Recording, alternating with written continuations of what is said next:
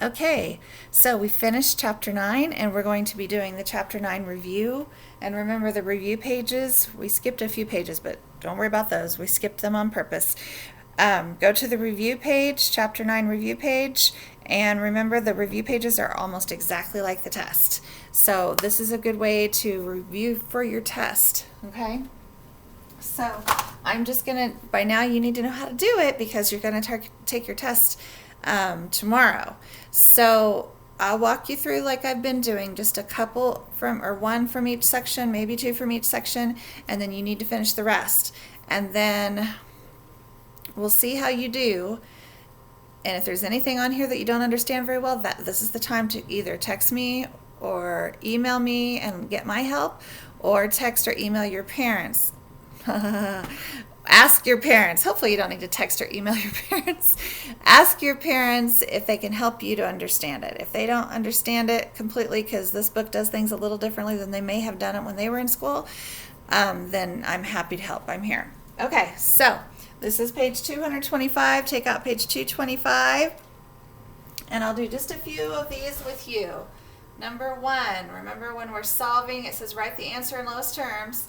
When we're solving like this across, it makes it pretty easy as long as the denominators are the same.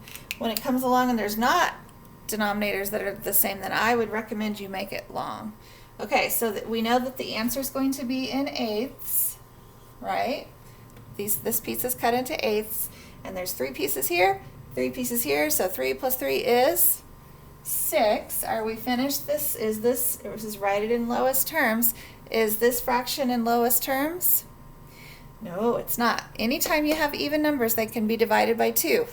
Maybe even a bigger number than that. But anytime they're both even, you know it's not finished because it can go down to divide it by 2. So let's try that. 6 divided by 2 is 3. 8 divided by 2 is 4. Okay? Is that one at lowest terms? Yes, because anytime you just have one number separating it, you know you're done. You can also look and see only 3 will go into 3. So can 4 go into 3? No. So you know you're finished. That's your answer. Okay? You do the same thing here, only you've got 3 numbers to add together. And again, always put them in lowest terms. Right here is a subtraction problem, so the only difference is we're going to subtract on that one and write the answer there. And then we come down to number 10, and you have a row of these that are like this with mixed numbers, but again, the denominators are the same, so it makes it really easy. We don't have to do anything except subtract. So 8 whole numbers minus 4 whole numbers is 4. 3 6 minus 1, 6. The answer is going to be in 6 because that doesn't change, right? 3 minus 1 is 2, 6. Are we finished? Look at these numbers. They're both even numbers, so we can at least divide it by 2 again. So go like this. Bring the whole number across so you don't forget. Then 2 divided by 2 is 1. 6 divided by 2 is 3. That's our answer. Okay? Those are easy peasy. Then we come down to this map. And there's a map and a lot of numbers around. It says to use the map and the key, this is the map key, to find the answers. Solve the answers, then write the answer in lowest terms, okay? So down here it says Mrs. Buckley's 5th grade class took a field trip to Summit View Park. Have any of you gone on a field trip this week to the park or to your yard or maybe to the store as a field trip? We need to stay home as much as possible though because we want to stay healthy, right? Okay, she took her class to the park. So here's a map of the park. There's lots of stuff here at their park. Okay? It says in number 13, students in group 1 walked to and from, not just to, they had to come back again, to and from the summit using trail A. What is the total distance group 1 walked? You think, well, all we have to do is look on trail A and see how long trail A is. Where is it? There it is. Trail A is 3 1/4 miles. And it's this blue trail. Does this blue trail go all the way around and back to the beginning? No, it stops. It starts here. It says this is the trail entrance. It starts here and then it goes around. I hope you guys can see this over there. It goes around and it stops at the summit. And so there's no trail on the other side, a different trail. So that means they had to go all the way there and then all the way back. So it's not just, it says here that the trail A is 3 1/4 miles, but that's going just one way. If you go there and back, like the question asks, then you have to add those together. So 3 1/4 plus 3 1/4 equals, 3 plus 3 is 6 whole numbers. A fourth plus a fourth is how many fourths? 2/4. Good. And that should jump out at us. We need to reduce that. So don't forget the whole number. Bring the whole number across each time first thing so you don't forget. And then that should pop out to you as what fraction? Most of you, I'm sure, know that's 1/2. But if not, you divide it by 2. 2 divided by 2 is 1. 4 divided by 2 is 2. So they went 6 1/2. Whoops, this is a story problem, so we need a label. 6 1/2 steps, 6 1/2 trails, 6 1/2 what? What did the key over there say on your paper? I don't want to move this at the moment. It said miles, right? So this is 6 1/2 miles. Put that inside your circle, your answer. Okay? Then on, let's see, on 14, you're going to do the same type of question, only trail B. Okay? And then on number 15, same thing. 16. What is the difference between group 1 and group 3's walking? Difference. What is this is the answer to what kind of a problem? Subtraction. So you're going to have to subtract. I'm going to leave these for you because if there are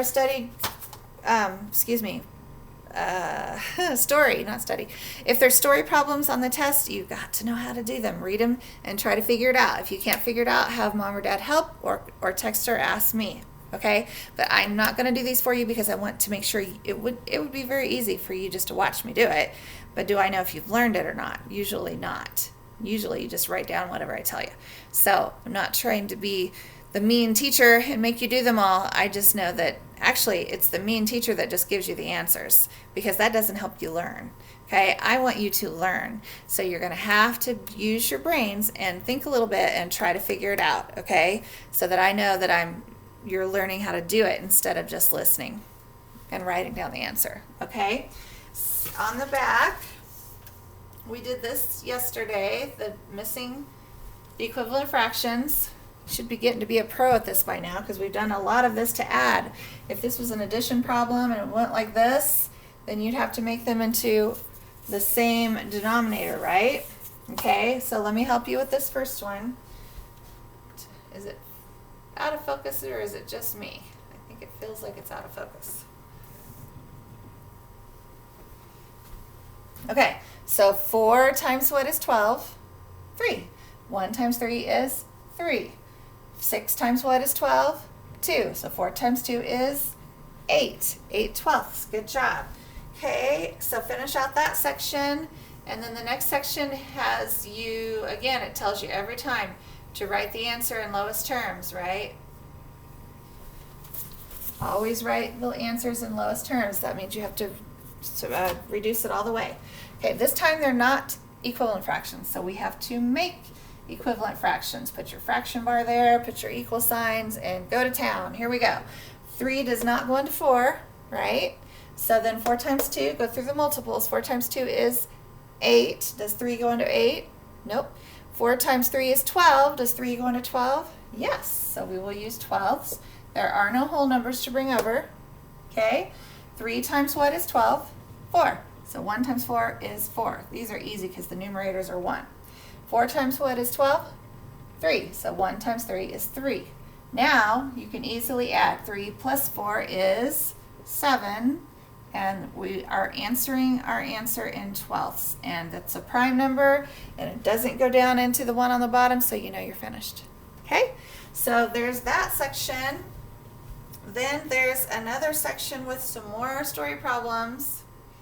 Okay, I am going to let you guys do those again also, because you've got to learn how to figure out story problems. It's where we put our math into practice, because this is the type of thing we do all the time, and we do this kind of math all the time. So you need to know how to be able to figure out your problems in life. Not necessarily problem. We do call them problems, don't we? But it's not necessarily a problem, but that's what we call it in math. Okay, then on the very bottom, the estimating again. Let me remind you how to do that. It says estimate the answer, solve, write the answers in lowest terms. Okay, so remember, if it's half or more than half, man, my mouth's not working today, sorry. Half or more than half, we round up. Less than half, we round down. Okay, so this is going to either be 1 or 2 based on what's with it, the fraction, half. 1.5, we say, is right in the middle, really, between 1 and 2, but someone had to decide at some point which way does that go, and half goes up. Okay, so 1.5 goes up to 2. So estimating 2 and 2 5/8. What is half? This is either going to be 2 rounded to 2 or to 3.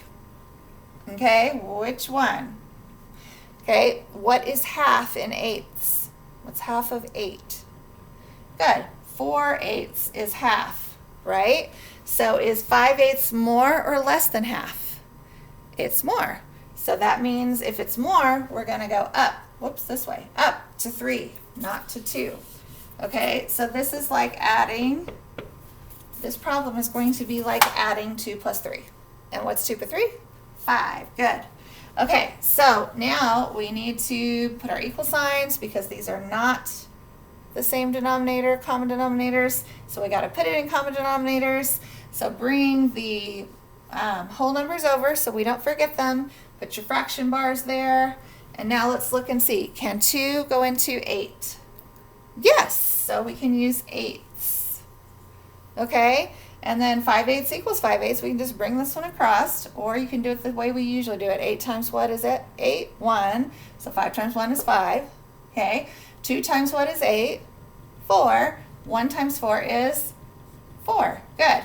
So now we're going to add these. 2 plus 1 is 3. Okay, so far it looks like we're going to be way off, but I bet we're not. 4/8 plus 5/8 is how many eighths? 9/8. And most of you should recognize this now as what? It's an improper fraction. Good. Improper fraction just means there's more than one whole here, right? The pizza's cut into eighths. You have 9/8. A whole pizza would be 8/8, right? So how much more is there besides the 8/8? So 8/8 equals 1 whole pizza. Okay, take out that 1/8. 9 minus 8 is 1. There's 1/8 left. So 9/8 equals 1 1/8, which we are going to add to the whole number I'm covering up just so it doesn't confuse us. Okay, 1 1/8 plus 3 equals 4 1/8, which is not terribly close to 5, but it's still more than 4. Anyway, like I said, estimating doesn't always work perfectly, but that's the way you're supposed to do it for estimating, okay? So you're going to do 2 more problems by yourselves. One of them even has common denominators, so that's pretty easy, okay? Do 2 more estimating ones by yourself. And then it says, remember back to the beginning of the year where we talked about word form and, oh goodness, now I can't remember. Standard form. Standard form is just writing the number the way that we always write it. Word form. Expanded form, when we pulled out each number. Okay, so word form's easy. We just answer in words, right? So it says the sum, oh, but you got to know what a sum is. You should remember that too. The sum of 2/5 and 1/5 is, what is the sum? It is addition when you add them together. So 2/5 plus 1/5 equals 3/5. You can write this on your paper like this to help you figure it out, or you can do it in your head, either way. And then I need to move you a little bit so you can see. Oh no, I guess I need to move the paper a little bit. My bad. Let's shrink this down just a little bit so we can see it all together. Okay, the sum of 2/5 and 1/5 is 3/5, so we're going to write that with words. 3/5.